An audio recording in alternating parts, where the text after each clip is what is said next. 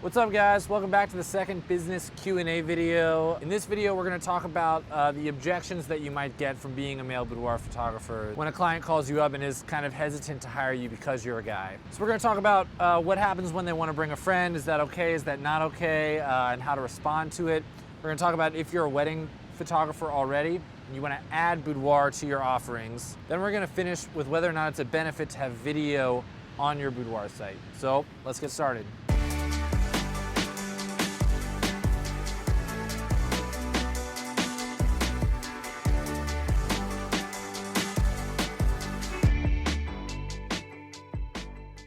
So how did you get over the barrier of being a straight male and photographing women? So, And maybe I guess your first 10 people that you actually booked as clients. okay, a couple things that you really have to understand is that when a client hires you, when they're coming in to shoot with you, they know they're doing a boudoir shoot. They know if you've put it on your website, they know who you are prior. If you've done a pre-consultation, they've met with you. They know who you are. They know what to expect. So it's not so much I have to convince somebody that you have to build trust. You absolutely have to build trust. But I'm not saying when somebody calls me and says, "Hey, I'd like to inquire about your boudoir shoots," I say, "Great, just to let you know, I'm not a creep. I've done this a bunch. I've got a lot of clients who've said a lot of nice things. Even though I'm a guy, you'll have a good experience." Coming at it from that perspective already tells them that you feel like it's something weird and not common, and they should be thinking about it, those sort of things. So a bunch of ways you can negate that are, the first is having testimonials. You gotta have testimonials on your website. I know you had a question about, how do you kind of get that started? When I first started shooting, I had one boudoir shoot. Somebody hired me, and that was it. And so if I was gonna be like, "I'm a boudoir photographer, here's a website," I would have had one client. So back in the day, I hopped on Model Mayhem. I made a post on Facebook. I reached out to the different wedding photographers that I knew. I photographed an ex-girlfriend. I was just trying to get as many people in the door as I could. I booked 6 trade shoots in 1 week.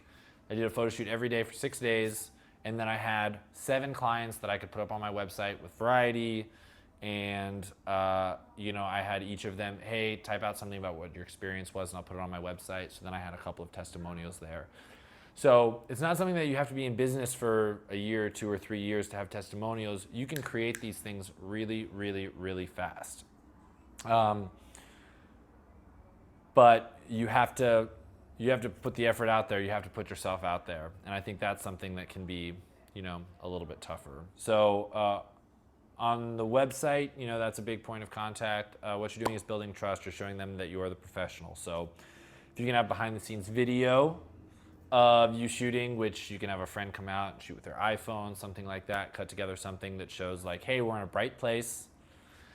I'm giving direction. She's comfortable, and if she's comfortable, then you will also likely be comfortable."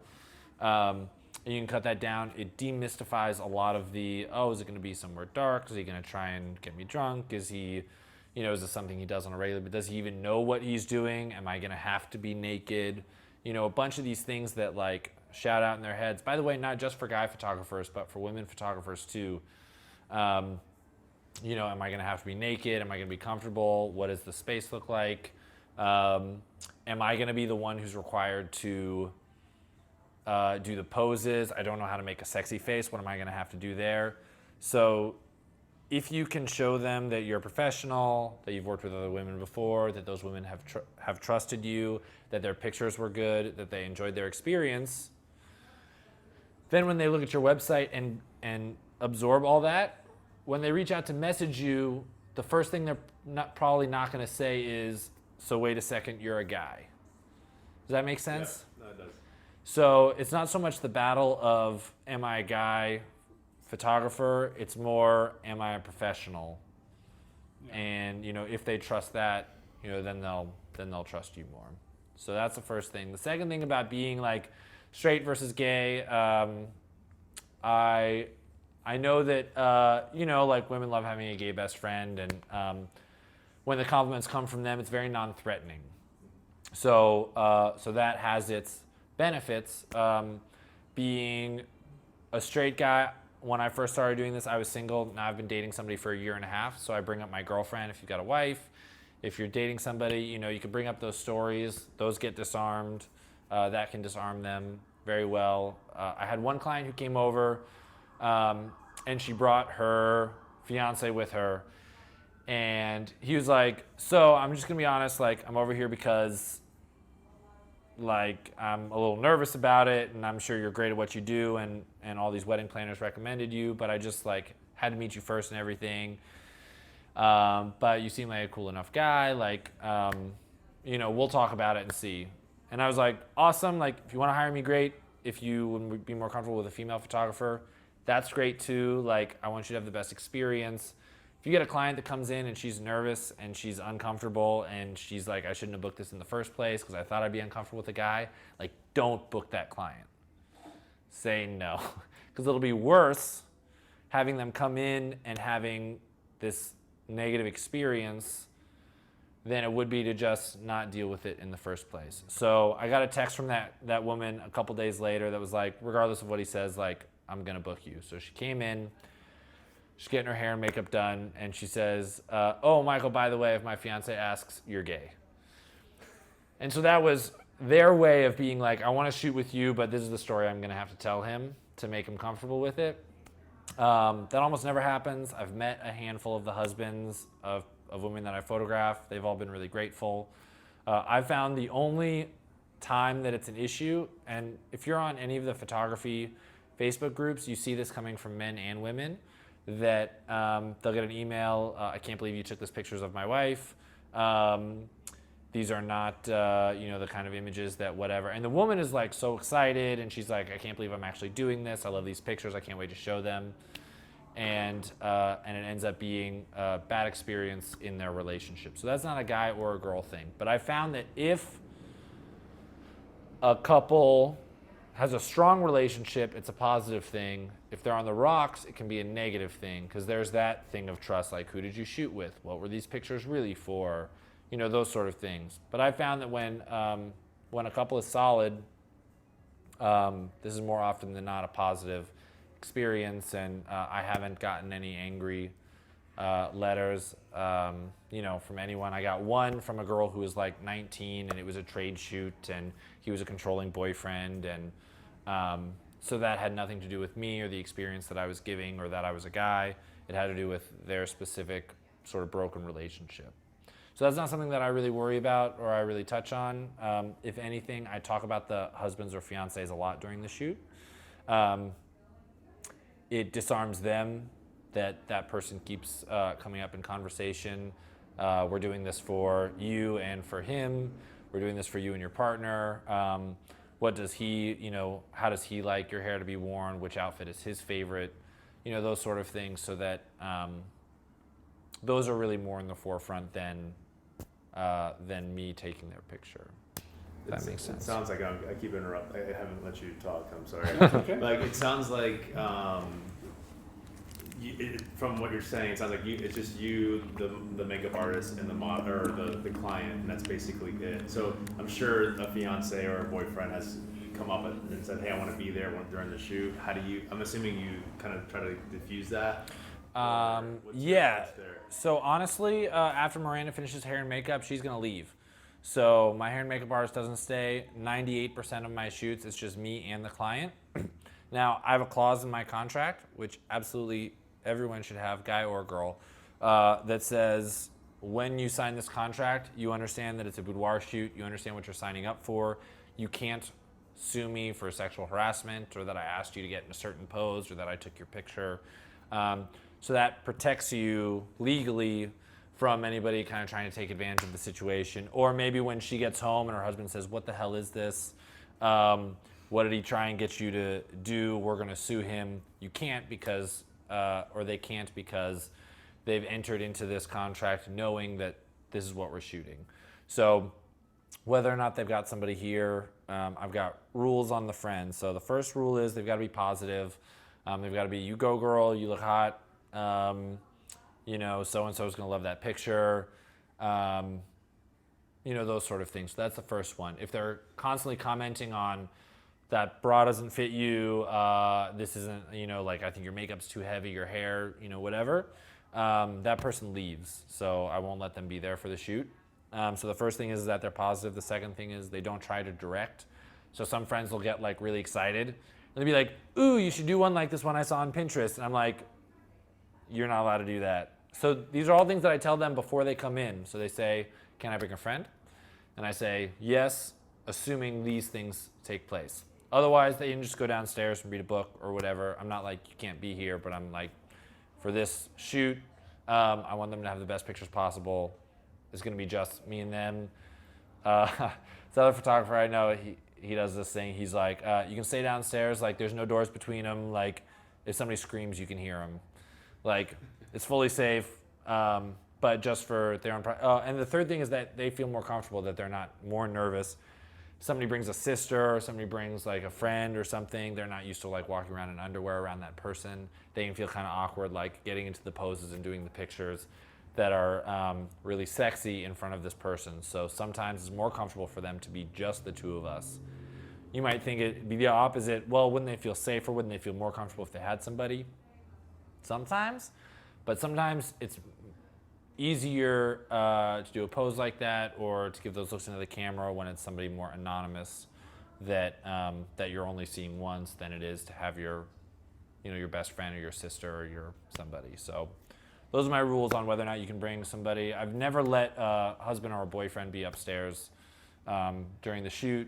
90% of these pictures are either for the woman only, or it's a surprise for the groom or whoever it is. So that's not something that they, if you're here during the shoot, and I tell them, trust me, it's not a sexy environment. We're laughing, they're getting sore in the poses. It's just so it's not going to be whatever you think it's going to be. It's not. But that, I've only had one guy be here, and he stayed downstairs in the dozens of shoots that I did last year. Yeah. Feel good? I got a million questions, so you can go. Oh, well, I mean, I've already done this with these. So that's right. So we did a photo shoot previously where you came and just kind of checked things out, and we talked back and forth. So I've given you a lot of the spiel. I'm sure once we start shooting, you're going to have... I think a lot of the questions that Jose's bringing up are really good questions, but there's also a certain amount of that I'd assume you kind of learn as you go, and you kind of overcome that as and depending on the type of person you are and the kind of business you run, you'll be able to know what to do, at the right time, and the way Mike does it is just, he's super open, and if someone seems like they're not comfortable, you refer them to someone else, or you just say, I don't want to do this. That to me sounds like the best course of action. If there's a crazy boyfriend or husband who's overbearing, and just you can tell there's all this tension, it's just pass on it. I mean, there's no reason, you don't have to do it, right? So I think that's probably how I would approach it if I started doing this. And that's the minority, Yeah. first of all. But yeah, you don't have that yeah, very often, right? but that's really the truth. So the problems that you run into when you first get started, it happens less as you shoot a lot more, because as your website grows, I've got a whole video section that's got a bunch of behind the scenes of me shooting, with a bunch of video testimonials of my clients, with a bunch of, I've got all kinds of things. And so I have a bridal page that shows grooms opening their albums with smiles on their faces. Over the years, you build and build and build, and you have the same conversation over and over and over again, and you kind of start to field the things, that prior you would be an issue, or would be something that you don't really know how to handle. But absolutely the best, something like this specifically, I have very fortunately never had a difficult boudoir client. When I say difficult, I've never had a real issue with my boudoir business. And I think a lot of that is just attracting the right clientele, it can feel like I just need to shoot anybody. I just need to get people in the door, which is, it's not untrue, but it's way better to pass on something that has a whole bunch of red flags than it is to, to just shoot anybody blindly. Yeah, I think that's how I would approach it too. If any of these things you're talking about were to come up or become an issue, it's not worth it, Yeah. You want the clients that want to do this, and there's a lot of them anyways, right? Yeah. So what's that dialogue like so in my situation with the wedding, and it's like, hey, I'm gonna start adding this to my packages. We'll do a boudoir session, etc. What's that conversation like? I can easily do what you said, reach out to friends or people who want to actually do it, because a lot of women do want to do it. So what does that conversation look like? I know you mentioned a pre-consultation beforehand. Right. Maybe walk me through that. Well, are you asking how do you get your brides to book you for boudoir? Or are you saying I'm starting and I don't have a whole lot of work, how do I get? No, basically I have a bride and Okay. I'm presenting my packages and what my services and what I have. Most of my consultations are in person. Eventually I want to extend away from that. For but sure. Now it's in person. And most of your consultations have the groom there as well? It's half and half. It depends. Okay, so the thing about boudoir is that since it is typically a gift for the guy, you wouldn't want to present that while the groom's there. Okay. So you can either send her an email separately, but what I would do is put together your pricing that says if somebody hires you just for a boudoir shoot, it's like this large amount. If they hire you and they're already hiring you for a wedding, then it's like at a huge discount. So they're like, they really see the value in, I'm already a client. So I have like a shoot fee and then they buy the albums. Like if I was gonna do that, I might waive the shoot fee for the client. They save like $500 right away. It could be a big incentive to be like, I've always wanted to do this and I wanna do it with you over, going out and doing the research and finding somebody else. So that's something that I would do personally. You can have a boudoir section on your website. You can have a separate, like an umbrella brand where there's a link boudoir and it takes you to a whole different website that's just boudoir. Those are a couple of the ways that you can do it. But you just bring up. Have you thought about what you're going to be getting your fiance for his gift? Yeah, I've thought of a couple things, or I got him a watch, or whatever the client says. If they're on the fence, it's a good time to sort of speak to that. Well, if you want to get something more personal, something that like you can't buy in stores, something that will be as much of a gift for you as it will be for him, like, I don't know, maybe you should consider doing a boudoir shoot. They're like hugely popular with my brides this year because this, and this. And when I've been taking pictures of the grooms as they open their album, their jaws are hitting the floor. It's so incredible. Like, that's a pretty good lead into like, you know me, you've hired me, I wouldn't try and sell them on a boudoir shoot at the time of booking their wedding. I would for sure lock in the wedding first. But, those are kind of some of the ways that you can lead in without being like a lot of pressure, but sort of speak to not like look at these amazing pictures, but all the things about it that they're going to want to have or experience or something like that. So the benefit that the groom gets, she gets a gift too, this is something unique. All these things are speaking to not like specifically the product, but like the experience and the memories that can be created and like the desire to have one. Does that make sense? Yeah, totally. Something else you might think about too, I don't know how you run your business, but if you just focus on boudoir until you're like better at it, right? Until you've done it a bit, you might actually, instead of pitching boudoir to your wedding clients, you might be showing your new boudoir clients that you shoot weddings as well. Yeah. And then you would be using that Leveraging experience. both. Yeah. And because like it might be a weird conversation if this person who just hired you, now you're trying to sell them more, but you're trying to get them to take their clothes. Like some people may be really conservative and might never do Right. boudoir, and you bring it up, and then all of a sudden it's weird.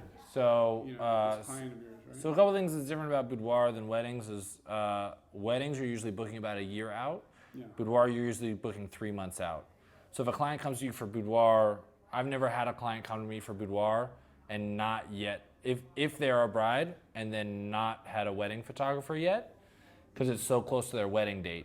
So in reverse, I don't know if it would work. Oh, no, I don't mean it in terms of trying to shoot their wedding. I just mean to show that I shoot weddings. By the way, I'm Yeah. also a wedding photographer. Yeah, you so can it trust totally me makes to sense, build 'cause, trust. I'm not a wedding photographer, and if I tried to pitch what I do to somebody, or if someone were to look at my work, they wouldn't see that I'm also a wedding photographer. Whereas, Okay, if they so- saw your website, they might Right. say, "Well, this guy is a wedding photographer. Of course, he does boudoir." And Sure. I see what yeah. you're saying. So there's two trains of thought on that. One is specialize. You're a boudoir photographer. That's all you do. You don't do anything else. You must be the best at it because you're not distracted by things like weddings and portraits and high school seniors and babies and families and all of that. So you just do boudoir. You must be really good at just boudoir. And then the other side of it is if you're a wedding photographer, then you book their boudoir shoot, and then they have kids, and then you shoot their newborn photo, and then you shoot their maternity photos, and then you shoot their newborn photos. And that one client ends up being like a whole bunch of different clients. Whatever way that you want to do it. For me personally, I stopped shooting weddings because I didn't enjoy it anymore. It wasn't as exciting to me. I was like, I've got to shoot these flowers again that I don't give a crap about. I always had my assistant shoot it, but even then, it was the same conversation. It just felt so repetitive, and it was of something that was beautiful, but it was like a representation of what their love looks like now. You're a romantic. I want to show you guys what your love looks like. Cool. For me, I want to change their mind about how they view themselves. So when they come in and they're like, oh, I'm sorry that you have to shoot my legs are bigger than they were when I was 18 or whatever. I hope you get good pictures of them. I'm like, you're going to walk out of here and you're going to be like, damn, I like my legs. That's why I shoot boudoir, and everybody has their own reason. When I first started, it was to get add-ons, to book, just a little bit more work in the winter. It was, whatever it is. But, when you find your why for why boudoir is important to you, then I think that you'll talk less about, let's see, I think it'll be more specific towards boudoir-related things on why you should be trusted, more so than I'm a boudoir photographer, you can trust me because I also shoot weddings. I'm a boudoir photographer, you can trust me because look at all these other people that I photographed that have also trusted me for boudoir. I'm a boudoir photographer and you can trust me because this video shows a woman laughing when I tell a joke. Even though she's in lingerie and she would normally not be comfortable, she's comfortable in this setting. You can trust me. Those sort of Do you things. find that the videos really help? When you started posting videos, did it really, your sales went up too? So it's not, okay, so the idea is emotion equals sales. If you guys haven't heard that before, I think it's a relatively common saying. But there's a couple of different ways to say it. People don't buy what you do, they buy why you do it, right? So it all has to do with your sales can increase. You can have really good pictures and give a bad experience. That person won't come back. You can have average pictures and give a really good experience, that person's coming back. So the videos lend to building trust. When you showed up today, you were like, dude, I feel like I know you already. Yeah. And that comes from putting myself out there on that website. I had a client comment, you guys, I hired Michael, and he is exactly as he seems on his website. It is so him. When he's posing, when he's shooting, it's exactly like that. And that's what I want. So building that trust, building that comfort when they walk in the door that they feel like they know me already, that they listen to other clients' stories about what their experience was like. It's just priming them for this is going to be a good experience. It's going to be worth it. That you're a professional, that you're giving a good experience. If you were going to find something on Groupon, you'd probably expect to only spend $100 or something like that.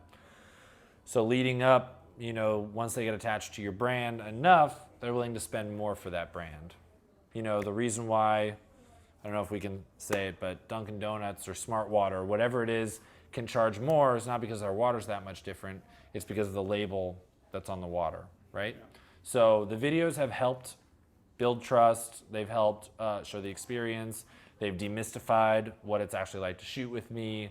They've shown, average women that aren't models, what they look like when they're walking around the studio versus the final picture.